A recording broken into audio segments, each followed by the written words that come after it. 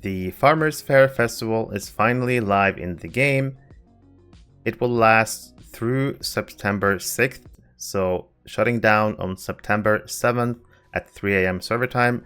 So you have about 3 weeks to do your Farmers Fair events. As usual, you have your usual festival activities that you can perform, but also this year we have some new rewards, and of course we're going to take a look at those rewards. So if you go to the party tree and you talk to Kaltha Tunnely, she has in her barter items section, she has something called new cosmetics. So we can look at all the new rewards this year. We have, of course, the Blazing Firmament items. That's like the theme of this year. So the Cloak of the Blazing Firmament. We're going to take a look at it real quick. This is the Cloak of Blazing Firmament. Kind of like fire inspired, I guess.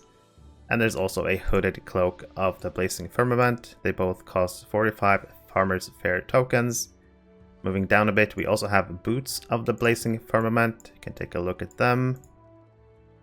This is what they look like. And there's also my personal favorite, because, you know, Fox. I like Fox, Ghyn Fox. You can get a Firefox mask. And this is what the Firefox mask looks like. Pretty cool if you ask me. I'll be honest, every Ghyn character will probably have this mask as a cosmetic for a while, because it fits pretty well with my theme. There's also a robe of the Blazing Firmament, kind of completing the outfit, the Blazing Firmament outfit. Pretty nice looking if you ask me. So that's a new cosmetic reward this year. You can also get the Blazing Firmament garments, gift wrap selection box if you want to give it to some people. Basically, if you get this box, the selection box will have these items in it, where you can select which one you want. So it's nice for gift giving purposes. There's also a centerpiece of the Blazing Firmament housing item. I'm currently in my house, and I want to look at the centerpiece of the Blazing Firmament. This can be placed on furniture, yards, or mobile yard hooks. So we're going to try just placing it on this furniture. So let's see the centerpiece of the Blazing Firmament. Save. Turn off decoration mode. And we have the centerpiece of the Blazing Firmament. Okay. Someone explain to me what this is. Centerpiece. This is meant to be a centerpiece, but this is what it looks like. You think this looks good as a centerpiece in your house? Then by all means, go for it. I personally fail to see what it's used for, but maybe it's just me and not being a housing guy. But that's the centerpiece of the Blazing Firmament. We have the Steed of the Blazing Firmament. This is what the new steed looks like. The Steed of Blazing Firmament. Kind of follows the theme of the cosmetic items you can get already. But this is the new steed of this year. You have 4 War Steed cosmetic items, but let's be honest, who uses War Steeds? Well, actually people use it for fast travel, but that's about it. But if you want the cosmetics for your War Steed, there you go, some Blazing Firmament cosmetics for War Steeds. There's also a selection box for that, for Mithril coins. And all the way at the bottom, we have the Tome of the Firefox Bandit. And of course, I did buy myself a Tome of the Firefox Bandit. We can take a look at it right now. Finally, I can have a Ghyn Fox following me around. This needs to be renamed. There we go. I finally have my own Ghyn Fox in the game. Magnificent. So those are your new rewards this year that you can get from Kaltha Tunnely by the party tree in the Shire. There's also, of course, the Thrang instance. So Thrang, if you're wondering about the strategy, I believe I have some older guides which pretty much describes how you kill Thrang if you're struggling. So just Google Thrang guide Ghyn, you should find it on YouTube. But as usual, Thrang is a 6-man, tier 1, tier 2 available. Tier 2 gives slightly higher item level. The question is Thrang worth doing this year? And I think the answer is at least 7 times on tier 2 because of the seasonal, the coins of the rift. So completing Thrang 2 times on tier 2 gives you the following rewards: legendary item XP, a gold tracery token, 400 figments of splendor, and 1000 virtue experience. So it's kind of like a nice thing you can do every day. You have 21 days to kill it 7 times on tier 2. If you can get some tier 2 Thrangs in now and then, you should be okay. So I think doing Thrang for the seasonal wrapper quest is good enough. The question is always, is it worth going for the lash and the bell? And the answer is, in my opinion, it's always worth it.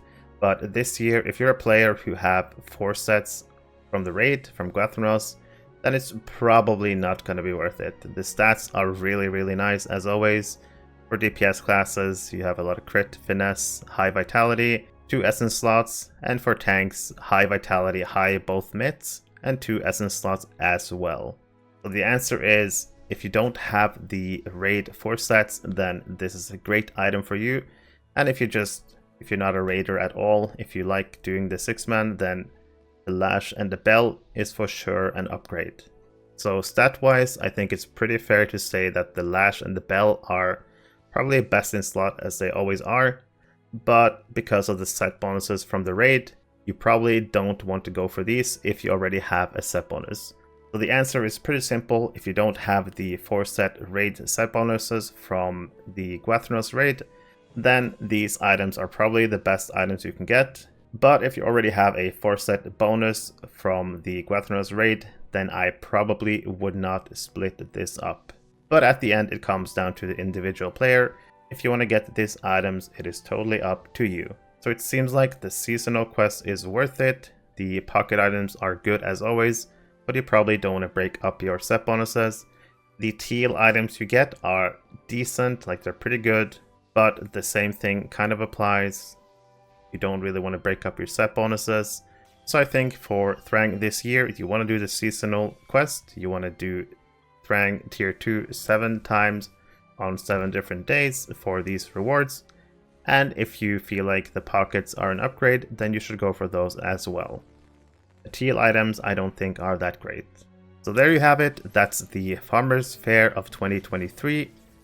All the fun festival stuff as usual, as well as some new cosmetics, and of course the Thrang seasonal instance. Hey! Hey you! Yeah you! What do you want? You enjoy my content and you want to support me? Fine, I'll show you how you can do it. I would really appreciate if you like the video and subscribe to my channel. You can also support me through my Ko-fi homepage. If you're playing or looking to play Lord of the Rings online, there is one place you need to be. The Ghyniverse is a Discord server created for the community of the players of Lord of the Rings Online. The server is getting close to 7,000 members, and in this server you'll find tons of helpful information. There's monthly giveaways, easy access to patch notes, you can keep up with my YouTube videos, my streams. If you're a streamer, you can ask for the streamer role and you can announce your streams in the other stream channel. There are discussion channels for pretty much everything, every class, monster players. But the best thing about this server is probably the Gearing Resources tab, where you can find anything from trait lines for every class, every build. There are stat goals, where you can find out what stats you should aim for on your characters. Really helpful information about drop rates from instances, as well as screenshot from all the new loot that appears in the game. If you enjoy LOTRO, you should definitely consider joining this server, and hopefully I'll see you in Middle Earth.